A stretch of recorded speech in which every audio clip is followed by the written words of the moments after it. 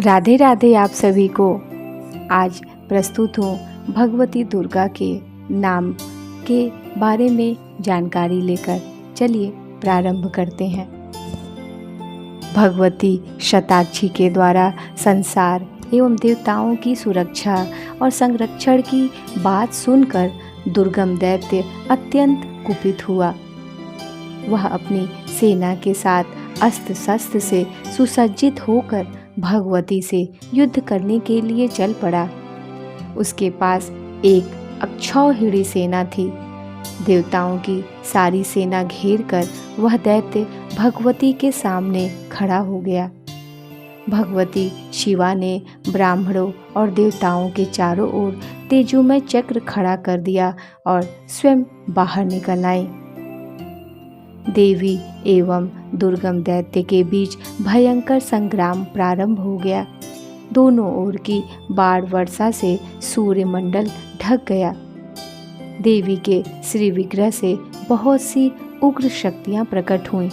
कालिका, तारिणी, बाला, त्रिपुरा, भैरवी, रमा, बगला, मातंगी, त्रिपुर सुंदरी, कामाक्षी, तुलजा, जंभिनी, मोहिनी, गुहिकाली और 10 सहस्र बाहुका आदि नाम वाली 32 शक्तियां उत्पन्न हुई। तदंतर 64 और फिर अनगिनत शक्तियों का प्रादुर्भाव हुआ। उन शक्तियों ने दानवों की बहुत सी सेना नष्ट कर दी। फिर दुर्गम स्वयं शक्तियों के सामने उपस्थित होकर उनसे युद्ध करने लगा। 10 दिनों के युद्ध में उस दैत्य की संपूर्ण सेना का संहार हो गया था। इसलिए वह क्रोध और अमर्ष से भरा हुआ था। थोड़े ही समय में उस महापराक्रमी दैत्य ने देवी की संपूर्ण शक्तियों पर विजय प्राप्त कर ली। तदंतर वह पराम्बा भगवती के सामने अपना रथ ले आया। अब भगवती जगदम्बा और दुर्गम दैत्य के बीच भीषण युद्ध होने लगा। हृदय को आतंकित करने वाला यह भयंकर युद्ध दोपहर तक चलता रहा। इसके बाद देवी ने दुर्गम पर 15 बाणों का प्रहार किया। दुर्गम के रथ के 4 घोड़े देवी के 4 बाणों के लक्ष्य हुए। एक बाण सारथी को लगा, एक बाण ने दुर्गम के रथ की ध्वजा काट दी। 2 बाणों ने दुर्गम के दोनों नेत्र और दोनों भुजाओं को बींध दिया। जगदम्बा के 5 बाणों ने उस दैत्य की छाती को विदीर्ण कर दिया।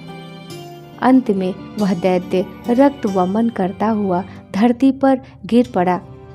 उसके शरीर से एक तेज निकलकर भगवती के रूप में समा गया।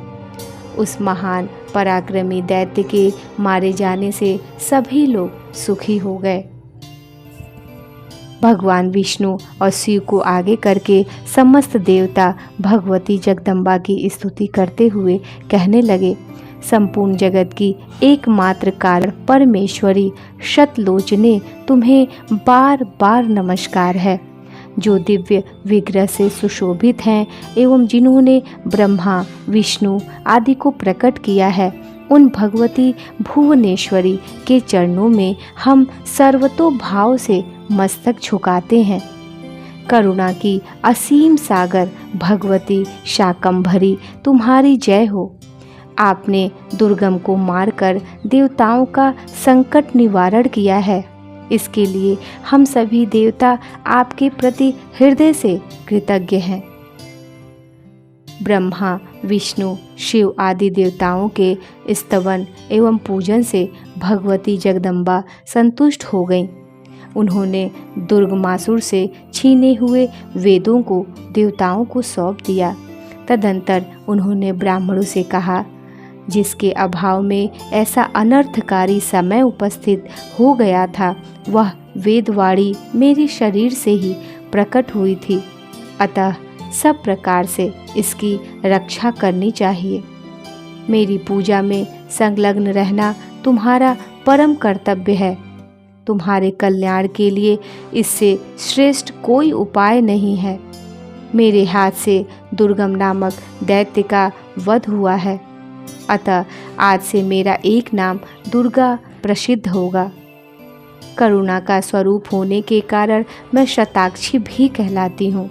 जो व्यक्ति मेरे इन नामों का कीर्तन करता है वह माया के बंधन को तोड़कर मेरा स्थान प्राप्त करता है।